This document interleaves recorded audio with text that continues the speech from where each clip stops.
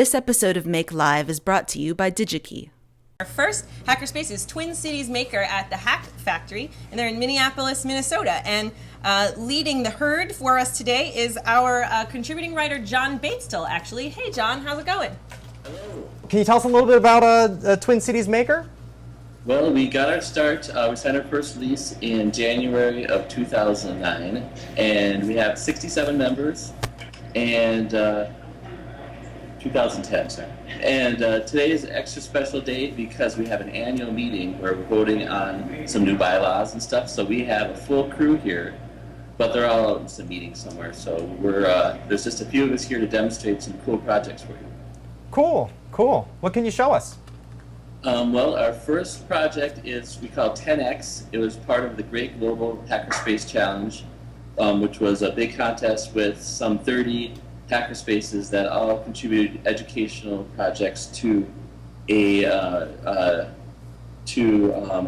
was a contest, and we did electronic components that are 10 times the normal size but still work. That sounds awesome. This is Mike Horde, who's going to demonstrate them. Okay. Thanks, John. So here's our 10x size breadboard. You can see we've got a nice set of rows of holes drilled in it. We actually had made some with some pegboard. Pegboard's a really good way to go because it's got pre-drilled holes. But this is just a little bit cooler because it's actually made on a piece of whiteboard, which lets you draw on it as you're teaching a class. I would have loved to have a nice circuit belt on here, but it doesn't actually hold the components in real well, so they probably would have all gone flying when I tipped it up. I've got a few components. We made some big 10x scale resistors. Oh, wow. Look at the dip Nice switches. 10x scale dip switch. A 10x scale Mega 328, which all good electronics geeks know as the heart of the Arduino. And this actually, you can't see it on the camera, I'm sure, but it actually has an Arduino embedded inside, and each one of the pins is tied to the appropriate pin on the Arduino. We have a nice big push-button switch. And there's a few capacitors around as well. So we can build pretty much any circuit that we want. We actually also have some 555 timers, also a staple of the electronics toolkit. So you can build just about any circuit you want, and this does work. You can build a working circuit on this and demonstrate it for your students. I got the idea when I got sick of wandering around a room with a little breadboard showing it off to people during classes. I thought it'd be nice to have a larger version of that to demonstrate to the class at large. That's a great idea. Thanks for showing it. Okay, next is Adam Wolf of Wayne & Lane, who has two cool new kits. There's a blinky grid, which is like an LED matrix, and a blinky POV, which is like a persistence of vision thing where you spin it and it spells out text. But the cool thing about these is that you can program them using your web browser. You just hold the PCB up to Wayne & Lane's website, where they have a way of, you can type in letters and program it. You don't need any special cable or anything. So, Adam, here you go. So, I mounted the POV inside of a fan to make like a image. I think it's a saw blade. Is that on the camera? Yeah, yeah.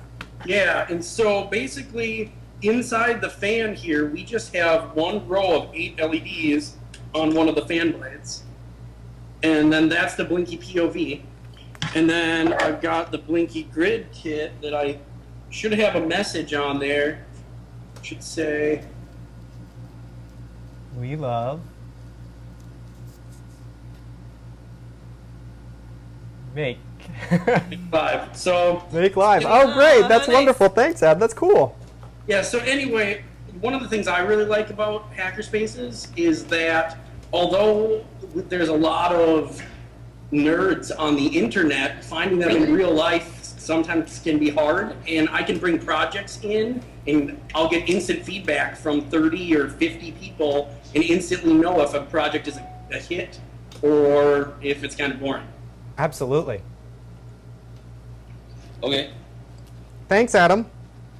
And for our third and final project, we have, it's called the Spoon of Pulse, and it's based off of a very classic Minneapolis sculpture called Spoon, Bridge, and Cherry, which is in a sculpture garden in Minneapolis here.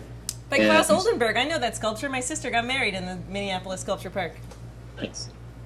So one of our founding members, Metis, has created a catapult that plays off of that, and he's going to demonstrate it for us. Oh, wow. It's an indoor setting, so we would, sort of shatter the computer. But Nice. It launches the cherry. There you go. And- That's Hack Factory signing off. Cool. All right, thank you. Thanks so much, John. And the Hack Factory. You guys are super great. Yeah, that was wonderful. John? Really nice. Cool. What Oh, are you wait, talking okay, about hold his on. member drive? Let's bring him John, back up. just a second here. We're going to bring you back up here, and so you can talk about the Yeah, member it's very drive. important. Tell the story of your space. You guys have some recent news. Right now we just signed a brand new lease that is kind of an expensive lease, so we're recruiting lots of members. So if you're in the Twin Cities area and you want to join Hackerspace or just curious about what it's all about, swing by tcmaker.org and find out about our open hack nights, which are on Wednesdays at 7 p.m. And you're welcome to swing on by and check it out. That's wonderful. Yeah, great.